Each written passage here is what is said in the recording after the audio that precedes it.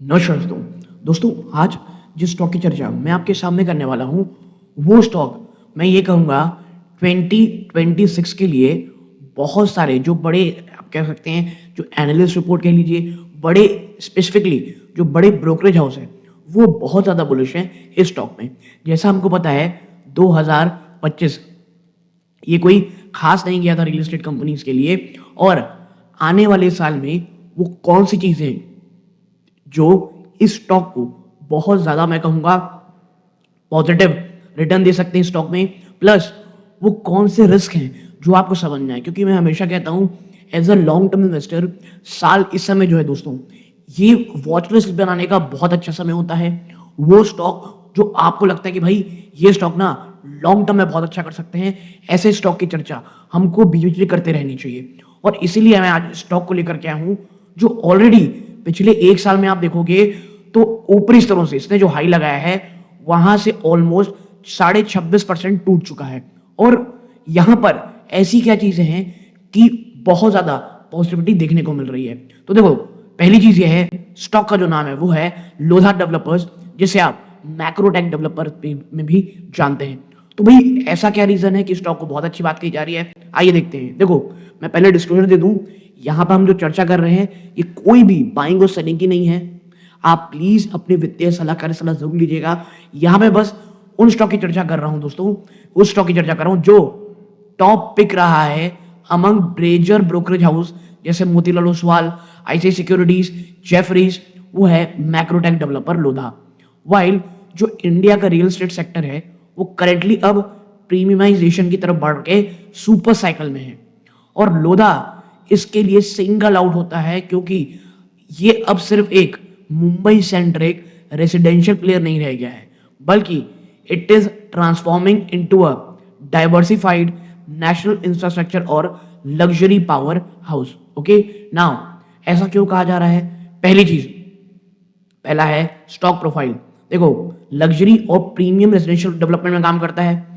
इसके की market Mumbai metropolitan region MMR, Pune, Bengaluru और एनसीआर यानी नेशनल कैपिटल रीजन है। 2026 की स्टेटस बात करें तो मार्केट लीडर है ये प्री सेल्स में, जिसका मैसिव शिफ्ट देखने को मिल रहा है टुवर्ड्स एक न्यू एज डिजिटल इंफ्रास्ट्रक्चर तरफ। इसमें भी हम आएंगे। तो पहले बात कर लेते हैं डीप एनालिसिस की कि भाई ये टॉप चॉइस क्यों है 2026 का बहुत सारे लोगों के लिए। देखो एक्सपर्ट, और मैं स्पेसिफिकली ना रियल एस्टेट की बात कर रहा हूँ, ओवरऑल सेक्टर की नहीं, सिर्फ और सिर्फ रियल एस्टेट में। देखो पॉइंट जिसमें 4 क्रिटिकल अल्फा ड्राइवर रहने वाले हैं जो लोधा को बनाते हैं stand out stock for 26 to 27। अब ये क्या क्या है? पहला है 30,000 करोड़ का डेटा सेंटर पिवट, और मुझे लगता है ये one of the biggest catalyst होने वाला है सबके लिए। आप देखो लोधा एग्रेसिवली एंटर कर रहा है ग्रीन डेटा सेंटर पार्क में। देखो स्ट्रेटजी क्या है? सबसे पहली चीज लेवरेज की जा रही है इनके पास जो मैसिव लैंड बैंक है ना पलावा में। लोधा कमिट कर चुका है 30,000 करोड़ रुपए टू डेवलप डिजिटल इंफ्रास्ट्रक्चर। अब इसमें एनालिस्ट व्यू क्या है? देखो ब्रोकरेज जैसे मोतीलाल ओसवाल इस बात को बार बार कह रहे हैं कि जो लेट 2025 रहा है, this move shift the company from a sale and exit developer to a recurring income infrastructure giant. देखो मुझे बहुत समय से कौन से रियल एस्टेट स्टॉक है जो पसंद आते हैं, वो है प्रेस्टीज, क्योंकि यहाँ पर रेकरिंग जो आप कह सकते हैं इनकम है वो बहुत ज्यादा रहती है और इसी तरह कंपनी में आगे बढ़ रही है। इनफैक्ट बाई 2026 ये segment expected to begin contributing significantly to company's balance sheet. ठीक है, तो आने वाले 2026 में ये चीज बहुत इंपॉर्टेंट रहेगी। फिर आता है दूसरा मल्टी सिटी एक्सपेंशन, और वो क्या है? Non MMR growth. हर कोई सुना हिस्टोरिकली इसे जाना जाता था मुंबई डेवलपर के नाम पे, बट लोधा ने सक्सेसफुली पेनिट्रेट किया कहाँ? पुणे में, बेंगलुरु में, और अब अपने आप को बढ़ा रहा है गुड़गांव एनसीआर में। अब इसका इम्पैक्ट क्या हुआ? देखो बाई 2026 कंपनी प्रोजेक्ट कर रही है कि वो अचीव कर लेगी 22% के कैगर के इन प्री सेल्स।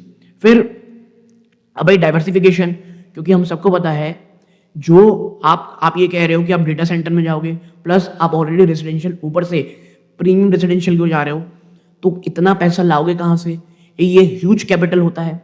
तो एनालिस्ट ये नोट कर रहे हैं लोधा का capital light model joint venture with land owners जो इन्हें अलाउ करता है to launch projects worth 25,000 crore annually without bloating their balance sheet, ठीक है।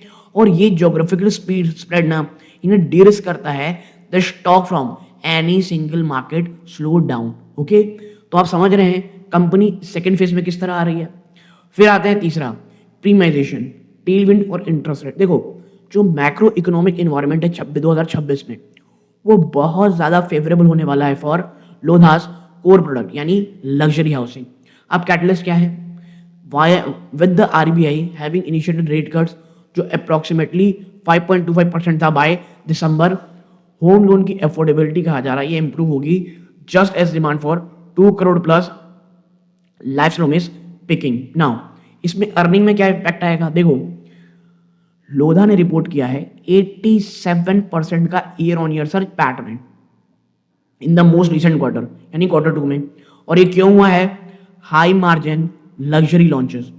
एनालिस्ट एक्सपेक्ट कर रहे हैं कि ये जो मोमेंटम है ये लगातार सस्टेन रहेगा through 2026 as more premium inventory is handed over, okay. Now अब बढ़ते हैं आगे, रोबस्ट फाइनेंशियल डीलेवरेजिंग। ये क्या चीज़ है, देखो सबसे बड़ा जो आप कह सकते हैं रीजन है एक्सपर्ट का टू फेवर लोधा ओवर अन्य high growth peers is fortress balance sheet. इतनी मजबूत, किले की तरह मजबूत है।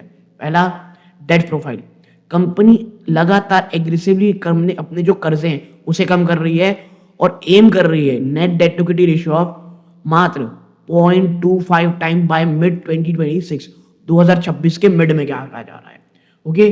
फिर आप यहाँ आगे बढ़ते हो, इफिशिएंसी, स्ट्रॉन्ग कलेक्शन।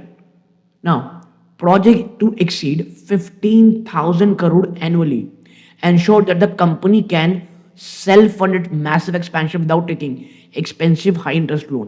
देखो मैंने जैसे कहा अगर आपको इतना ज़्यादा एक्सपेंशन करना है, अगर आप कर्जे लेते हो, आपको बहुत हाई इंटरेस्ट कर्जे लेने पड़ेंगे शॉर्ट टर्म के लिए, तो इसको दूर करने के लिए कंपनी ये काम कर रही है। फिर भाई ब्रोकरेज के टारगेट क्या है, तो देखो मोतीलाल ओसवाल बाय 1888 77% की अपसाइड, आईसीआईसीआई डायरेक्ट 47% का अपसाइड, जेफरीज 53% का अपसाइड, ठीक है। फिर हम आगे बढ़ते हैं कि भाई क्या सब अच्छा ही अच्छा है क्या, कुछ तो नेगेटिविटी, कुछ तो इश्यूज होंगे। तो जी हाँ भाई, सबसे पहला है देखो लोधा का ट्रैक रिकॉर्ड तो बहुत अच्छा है, लेकिन इनका जो 30,000 करोड़ का डेटा सेंटर रोल आउट है उसमें कोई भी डिले होता है तो ये value correction, temporary value correction दिखेगी यानी गिरावट हो सकती है। दूसरा है इनपुट कॉस्ट, लगातार बढ़ते हुए स्टील और सीमेंट के प्राइस, ये क्या कम कर सकते हैं भाई साहब, मार्जिन्स को। और अगर ये डेवलपर की एबिलिटी से कहीं ज़्यादा चले गए कि वो प्रॉपर्टी के प्राइस राइज कर सकते हो, हम सबको पता है इसका क्या मतलब होता है। फिर आता है देखो फाइनल प्रोडक्ट, मैक्रोटेक डेवलपर, ये एक्सपर्ट चॉइस है फॉर 2026। अब काहे के लिए, क्योंकि ये कैप्चर करता है प्रीमियम रेजिडेंशियल बूम को वाइल प्रोवाइड करता है एक हाई ग्रोथ हेज, कहाँ पे, इट्स डेटा सेंटर और लॉजिस्टिक इनिशिएटिव। करेंटली ये प्राइस है एक ऐसे लेवल पे जहाँ पे बहुत से एनालिस्ट बिलीव करते हैं does not yet fully reflected transformation into a multi city multi asset classic giant. और मुझे पर्सनली लगता है देखो अगर लोधा किसी दिन अच्छे गिरावट में आपको 1,000 रुपीज के आसपास मिलता है, ओके, तो फिर फॉर अ लॉन्गर टर्म ये बहुत अच्छा हो सकता है, ठीक है। हाँ, अनटिल अनलेस कोई बहुत ही बुरी चीज़ ना हो जाए। और हम जो आरबीआई की बात कर रहे हैं रेट कट में, मैं बता दूं आपको, अगर रुपया लगातार कमज़ोर होता है और भारत सरकार को डॉलर, आप कह सकते हैं डॉलर सामने मजबूत रखने में रुपए को वापस खरीदना पड़ सकता है, तो कहीं ना कहीं जो इंटरेस्ट रेट है आपके वो बहुत तेज़ी से नीचे नहीं आएंगे। और ये जो चीज़ है ना, इसका डर मुझे आने वाले से, क्योंकि आप किसी भी रियल एस्टेट एनालिसिस रिपोर्ट पढ़ेंगे हर कोई ये कह रहा है कि भैया रेट कट साइकिल है, रेट कट साइकिल है, ये बहुत फेवरेबल होगा। मेरा ये मानना है भैया कि अगर रुपया बहुत ज़्यादा कमज़ोर हो जाता है तो ये कोई अच्छा साइन नहीं होगा, ओके। बट जैसा मैंने ऊपर आपसे चर्चा की, ये जो चीज़ें हैं लोधा की, ये वाकई बहुत अच्छी है। और हर जगह रिपोर्ट में अगर आप रियल एस्टेट रिपोर्ट पढ़ोगे उसमें एक चीज़ जगह है, आने वाला साल 3 सिटीज़ में जो बहुत ज़्यादा है, कौन कौन सी, वो है मुंबई, पुणे और हैदराबाद। ये 3 सिटी में जो रियल एस्टेट कंपनी बहुत अच्छे से हैं वो बहुत अच्छे तरीके से आप कह सकते हैं ग्रो करेंगी कंपेयर टू अदर कंपनीज। अब ऐसा मानना है तो आने वाला समय कैसा होगा ये हमें देखना पड़ेगा। मुझे लगता है इस वीडियो को बनाना बहुत जरूरी था, इसलिए मैंने बनाया। आपको किसी अन्य स्टॉक पे चर्चा करानी कमेंट बॉक्स में जरूर बताइएगा।